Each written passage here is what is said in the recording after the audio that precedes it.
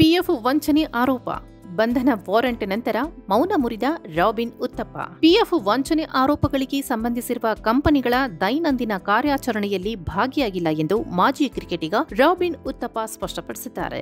ಹಣಕಾಸಿನ ಕೊಡುಗೆಗಳಿಗೆ ಮಾತ್ರ ಸೀಮಿತವಾಗಿದೆ ಎಂದು ಪ್ರತಿಪಾದಿಸಿದ್ದಾರೆ. ಕಾನೂನಾತ್ಮಕವಾಗಿ ಸಮಸ್ಯೆಯನ್ನು ಪರಿಹರಿಸುವುದಾಗಿ ಅವರು ಪ್ರತಿಜ್ಞೆ ಮಾಡಿದ್ದಾರೆ. ಪಿಎಫ್ ವಂಚನೆ ಪ್ರಕರಣದಲ್ಲಿ ತಮ್ಮ ವಿರುದ್ಧ ಹೊರಡಿಸಲಾದ ಬಂಧನ ವಾರೆಂಟ್ ಕುರಿತಂತೆ ಪ್ರತಿಕ್ರಿಯೆ ನೀಡಿರುವ ಅವರು, ನನ್ನದೇನೂ ತಪ್ಪಿಲ್ಲ. ಕಾನೂನು ತಂಡವು ಈ ಬಗ್ಗೆ ಸೂಕ್ತ ಮಾಹಿತಿ ನೀಡಲಿದೆ ಎಂದು ತಿಳಿಸಿದ್ದಾರೆ. ಉತ್ತಪ್ಪ ಅವರು ಒಳಗೊಂಡಿರುವ ಕಂಪನಿಗಳೊಂದಿಗೆ ತಮ್ಮ ಸಂಬಂಧವನ್ನು ಸ್ಪಷ್ಟಪಡಿಸಿದರು. ಸ್ಟ್ರಾಬೆರಿ ಲೆನ್ಸಿರಿಯಾ ಪ್ರೈವೇಟ್ ಲಿಮಿಟೆಡ್, ಸೆಂಟ್ರಾಸ್ life style brand private limited ಮತ್ತು ಬೆರೀಸ್ ಫ್ಯಾಷನ್ ಹೌಸ್ ಮತ್ತು ಇತರೆ ಕಂಪನಿಗಳಲ್ಲಿ ತನ್ನ ಪಾತ್ರವಿಲ್ಲ ಎಂದು ಸ್ಪಷ್ಟನೆ ನೀಡಿದ್ದಾರೆ. 2018 ಹಾಗೂ 19 ಅವಧಿಯಲ್ಲಿ ಈ ಕಂಪನಿಗಳ ನಿರ್ದೇಶಕರಾಗಿ ನೇಮಕಗೊಂಡಿದ್ದೆ. ಹಣಕಾಸಿನ ಕೊಡುಗೆಗೆ ಮಾತ್ರ ಸೀಮಿತ, ಅದು ಸಹ ಸಾಲದ ರೂಪದಲ್ಲಿ ಎಂದಿರುವ ರಾಬಿನ್ ಉತ್ತಪ್ಪ ಈ ಕೇಸ್ನಲ್ಲಿ ತನ್ನದು ಯಾವುದೇ ತಪ್ಪಿಲ್ಲ ಎಂದು ತಿಳಿಸಿದ್ದಾರೆ. ಕಂಪನಿಗಳು ತಮ್ಮ ಸಾಲಗಳನ್ನು ಮರುಪಾವತಿಸಲು ವಿಫಲವಾಗಿವೆ ಎಂದು ಅವರು ಬಹಿರಂಗಪಡಿಸಿದರು. ಅವರ ವಿರುದ್ಧ ಕಾನೂನು ಪ್ರಕ್ರಿಯೆ ನಡೆಯುತ್ತಿದೆ. ತಮ್ಮ ಕಾನೂನು ತಂಡವು